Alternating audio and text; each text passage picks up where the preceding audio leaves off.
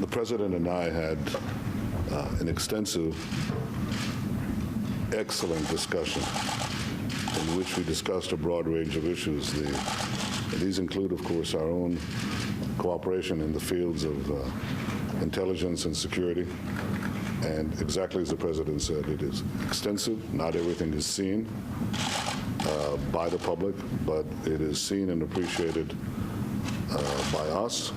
We understand fully that we will work together in the coming months and years to protect our common interests, our countries, our peoples against new threats.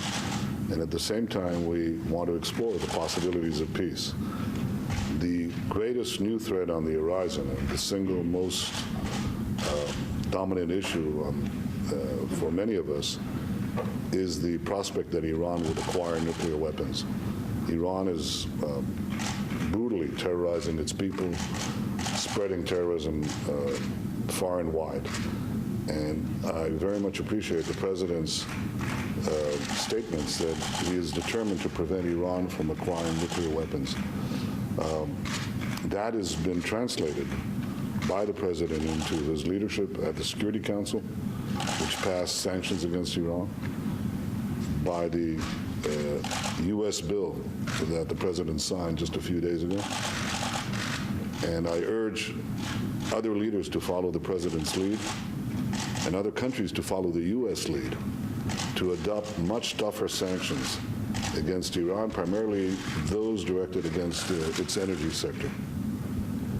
As the President said, we've discussed a great deal about activating, moving forward, the quest for peace between Israel and the Palestinians. We're committed to that peace. I'm committed to that peace. And this peace, I think, will better the lives of Israelis, of Palestinians, and it certainly would change our region. Israelis are prepared to do a lot to get that peace in place. But they want to make sure that after all the steps they take, that what we get is a secure peace. We don't want a repeat of a situation where we vacate territories and those are overtaken by Iran's proxies and used as launching ground for terrorist attacks or rocket attacks. I think there are solutions that we can adopt. But in order to proceed to the solutions, we need to begin negotiations in order to end them. We've begun proximity talks. I think it's high time to begin direct talks. I think with the help of President Obama, President Abbas and myself should engage in direct talks to reach a political settlement of peace, coupled with security and prosperity. This requires that the Palestinian Authority prepare its people for peace, and schools, textbooks, and so on.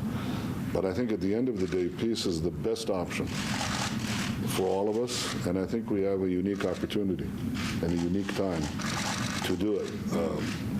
The President says that he has a habit of confounding all the cynics and all the naysayers and all those who preclude possibilities, and he's shown it time and time again.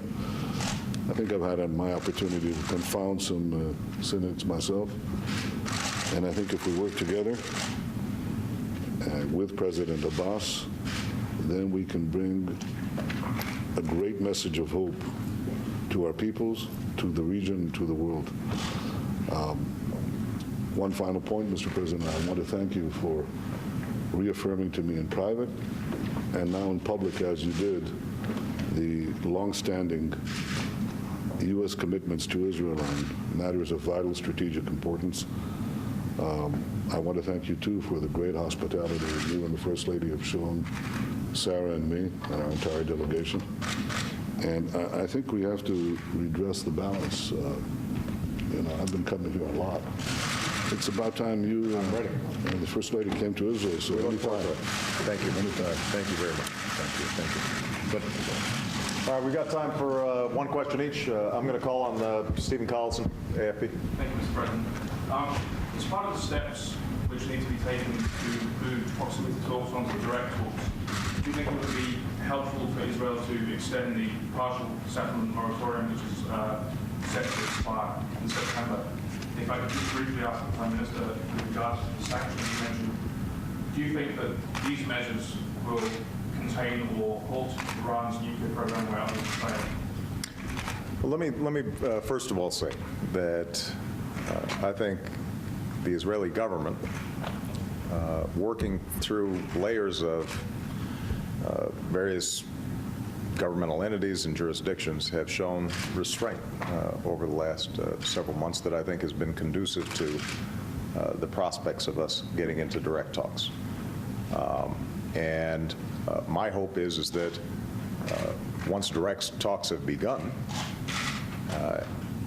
well before the moratorium has expired, that will create a climate in which everybody feels a greater investment in success. Not every action by one party or the other is taken as a reason for not engaging in talks. So there ends up being more room created by more trust. So I want to just make sure that we sustain that over the next several weeks. I do think that there are a range of confidence-building measures that can be taken by all sides that improve the prospects of a successful negotiation. And I've discussed some of those privately with the Prime Minister. When President Abbas was here, I discussed some of those same issues with him. I think it's very important that the Palestinians not look for excuses for incitement, that they are not engaging in provocative language, that at the international level they are maintaining a constructive tone as opposed to looking for opportunities to embarrass Israel. At the same time, I've said to Prime Minister Netanyahu, I don't think he minds me sharing it publicly, that Abu Mazen, working with Fayyad, have done some very significant things when it comes to the security front. And so us being able to widen the scope of their responsibilities in the West Bank is something that I think would be very meaningful to the Palestinian people.